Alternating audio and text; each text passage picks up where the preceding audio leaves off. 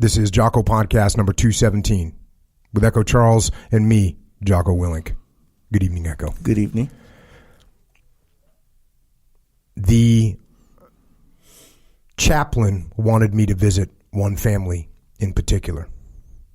They were caring for their severely wounded service member, a Marine Master Sergeant named Eden Pearl, who'd been part of the Marine Corps Forces Special Operation Command MARSOC. I'd met a lot of severely wounded vets by then, but the severity and extent of Eden's wounds set him in a category by himself. His family, especially his wife, Alicia, remain some of the strongest, most courageous people I've ever met. Eden was muscular, tattooed, and once sported a bushy red beard. They called him the Viking. Other Marines knew him as an exemplary combat leader. He served in Kosovo from 1999 to 2001, helping to prevent ethnic cleansing. In 2003, he was one of the first Marines on the ground in Iraq. He redeployed to Iraq in 2004 and 2005, then deployed to Afghanistan in 2009.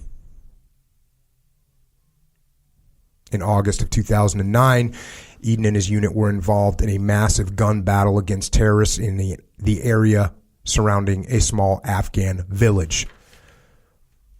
The battle raged so intensely that the Marines made the difficult decision to leave the village so they could return at a more strategic time. As they left, the Humvee that Eden rode in struck a hidden roadside IED, exploded, and burst into flames. The interpreter and the driver, Army Corporal Nick Rausch, were killed immediately. The remaining 4 troops inside the vehicle received severe burns, but none as terrible as Eden. Here's the remarkable thing. Eden was finally pulled from the vehicle and placed under a burn blanket. Still coherent. The first thing he did was ask if his troops were okay.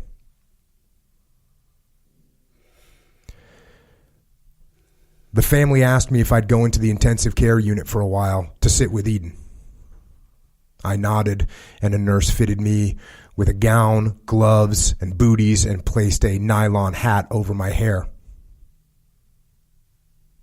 The family stayed outside while the nurse led me in. All was quiet in the ICU.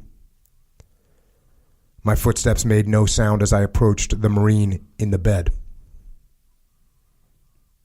I stood for a moment, taking in what I saw. Eden was burned on more than 90% of his body and was covered by bandages. Burn gel covered any exposed area of his skin. His eyes were slightly open, with burn gel covering his face. He'd suffered a traumatic brain injury and was missing both legs and one arm. I'd seen many badly wounded service members by then, but Eden was the most severely wounded I'd ever met. He did not move. The nurse whispered to me that they weren't exactly sure what Eden could hear or comprehend, but they were fairly sure some messages were getting through. I drew closer to Eden and told him that he wasn't alone, that his family was there with him, that they loved him and cared for him deeply, and that as a country, we were immensely grateful to him for his service. After I finished speaking, Eden's eyelids flickered. Once. Twice. The only movement he'd made since I walked into the room.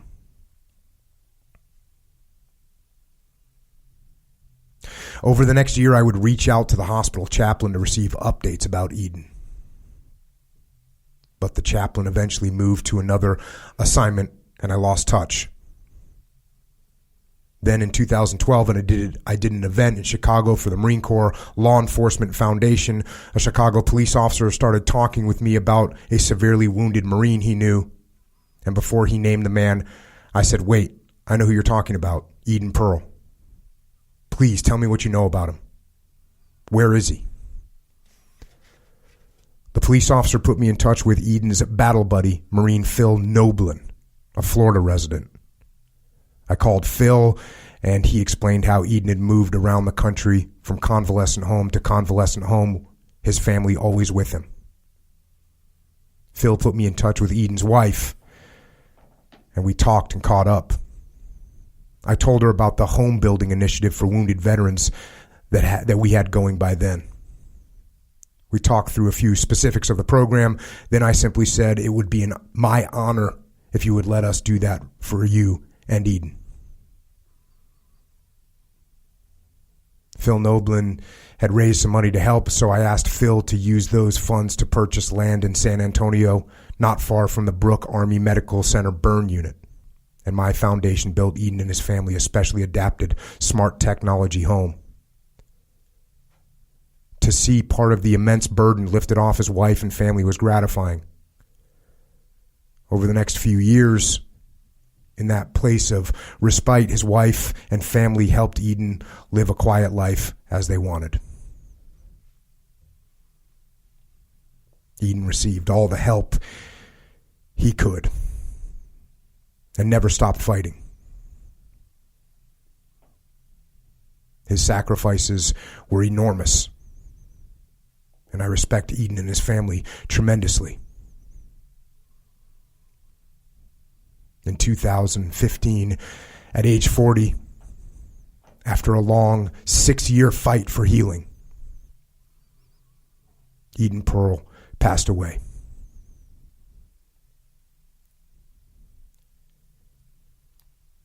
He will never be forgotten.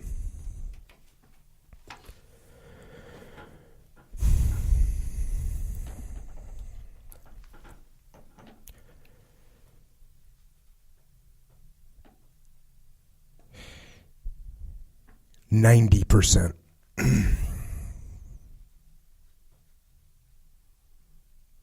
90% of his body burned. Loss of both legs, loss of one arm, traumatic brain injury, and a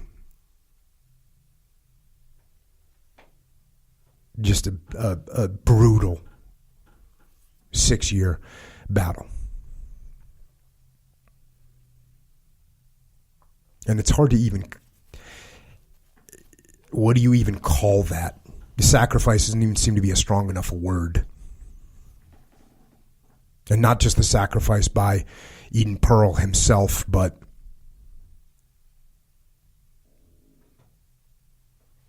the sacrifice his family made.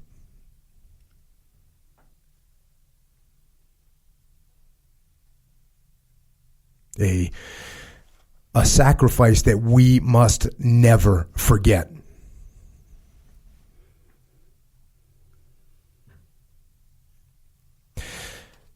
Now, sometimes people ask me how they can serve if they were never in the military. And I always tell people that there are countless ways to serve without actually being in the military.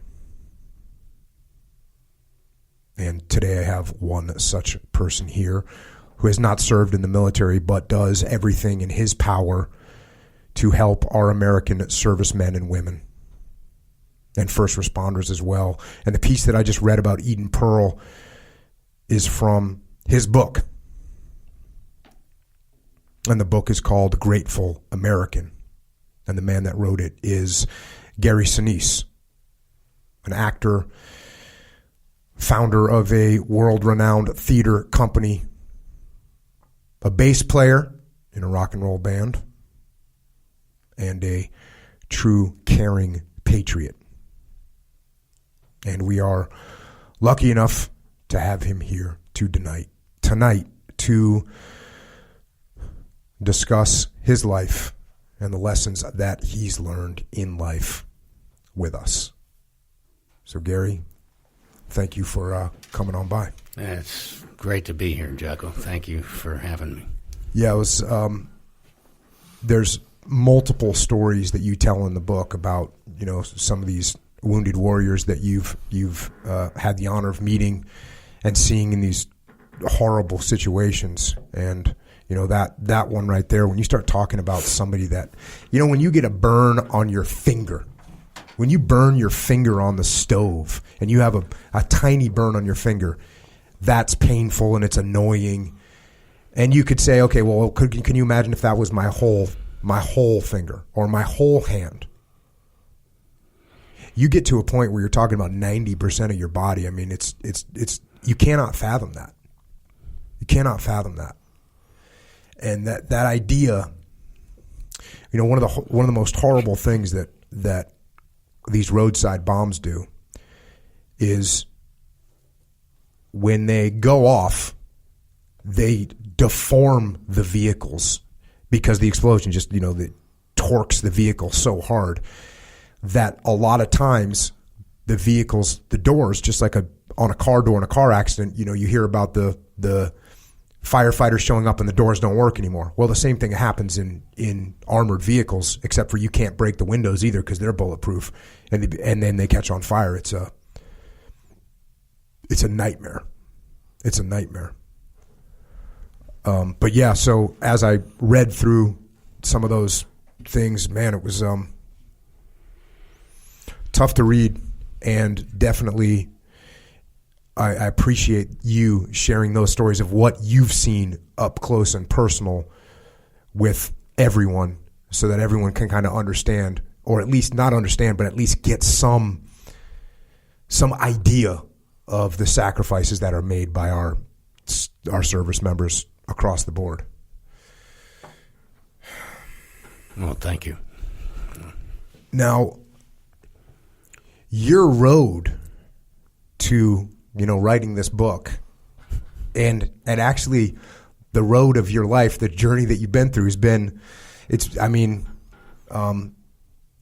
very interesting. I'll just put it that way. It's very interesting. And I can imagine that as you started writing this book, you know, you're thinking to yourself, well, what's this stuff going to sound like now that you're writing it, you know, in the past, going back, whatever, 30, 40, 50 years in the past of when you were a kid. I talk a lot on this podcast about the dumb things I did as a kid. I haven't had the courage yet to document them as you have done here. And so I think it's interesting, but I think what's powerful about it is, look, anybody that didn't do dumb things when they were a kid, you know, they don't exist, I don't think, right? Correct. And so, but seeing, you know, how you grew and how you learned over those years, it's pretty impressive. Well, I didn't know what the book was going to be called or exactly what it was going to be when I started. I knew I was encouraged to document the military support, because I've been all over the world and been, you know, engaged with our military for so long and been to so many places and everything.